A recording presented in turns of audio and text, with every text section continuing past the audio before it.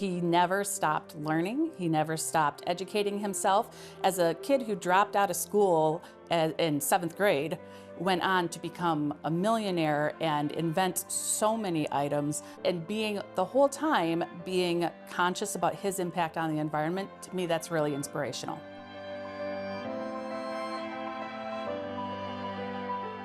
We are here at the incredible Felt mansion today. Can you kind of share some of the history behind the Felt estate and maybe more specifically the Felt family history? Yeah, so the Felt family was from Chicago. The patriarch of the family, Dorr Felt, was the inventor of the comptometer. It was the first mechanical machine that could do all 4 types of math functions. And that's what really made him his fortune. But he was an inventor of many other items. He had 70 some odd patents throughout the years. Now, the family had come to this area to visit a friend one summer and fell in love with it. And so Dorr started picking up piece by piece little chunks of property, eventually amassing over 1,000 acres. And they decided that they wanted to build a house for his wife, Agnes. And so Agnes's house, which we now know as the Felt Mansion, was started in 1925, and it took 100 guys 3 years to build it. So the home was finally finished about 1928. By then, Agnes was ill. And when they moved in, Agnes finished out her time. She had all of 6 weeks to enjoy all of the work that Dorr had done on her behalf.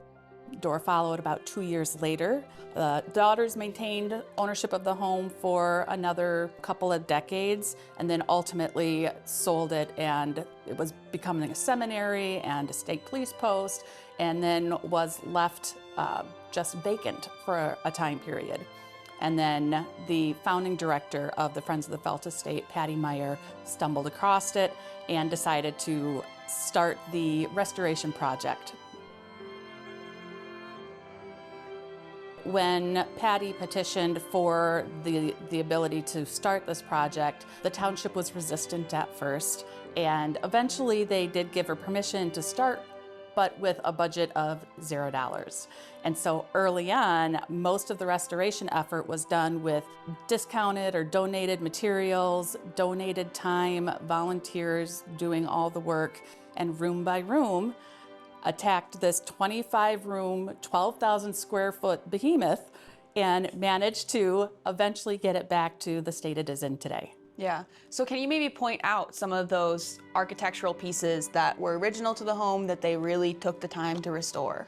So when you first walk in the door into the foyer, the woodwork in that area is absolutely spectacular. The cornice up on the ceiling, the wall paneling with bleached mahogany, inlaid marquetry, it's really gorgeous. The original stairs, not a single spindle was missing from that stairway. But the paneling and the light sconces, even the fireplace mantles had been removed throughout the various lives of the home. And so as those pieces were missing and Patty was working on the restoration itself, she kept running into people in the community that wanted to be a part of that process and volunteer their time, or had pieces of the estate that they had collected throughout the years. And so the paneling and the sconces came back to us through the community supporting it. So it's amazing when you think about all the pieces that weren't here when she began, but are original to the home, and how they've all managed to find their way back. Over time, you said it's been a seminary, it's been a prison, and I read somewhere that even the new pope attended the seminary, is that right? Yeah, St. Augustinians out of Chicago purchased the property, and originally they were using this house as the dormitories.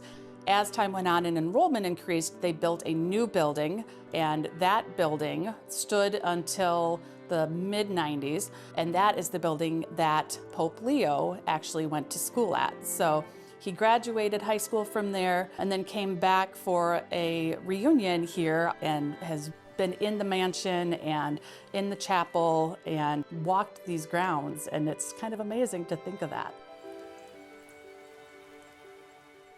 Dorr Felt was known for his conservation efforts. He's planted, you said, 250,000 trees in the area. How do those efforts maybe continue to influence the estate's grounds today? Yeah, so the efforts that Dorr was doing in the early 1900s around dune land stabilization, rainwater collection, green initiatives that 100 years later, we're still really trying to still get behind that. One of the things that we have added is a solar array. And that solar array is able to produce enough energy for us to be able to cover all of our needs in the summer.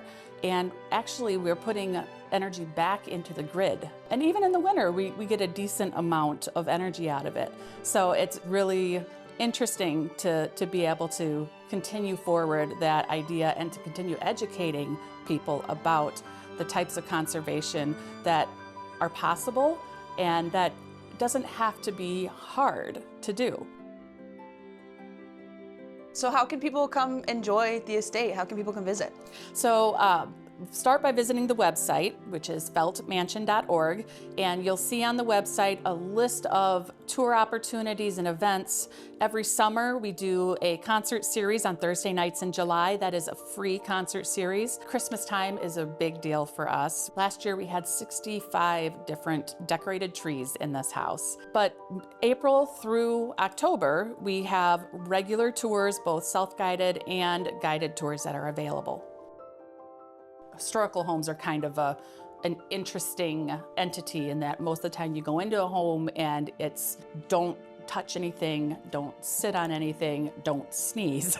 And when Patty started this project, she was adamant that this was not going to be a velvet rope sort of place, that we want to bring people into the spaces and let them be in this environment to be able to feel it and appreciate it and have some context to the stories that we tell.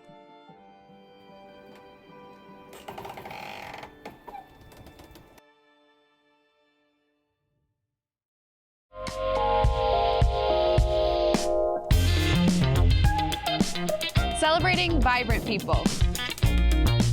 Captivating places and remarkable things.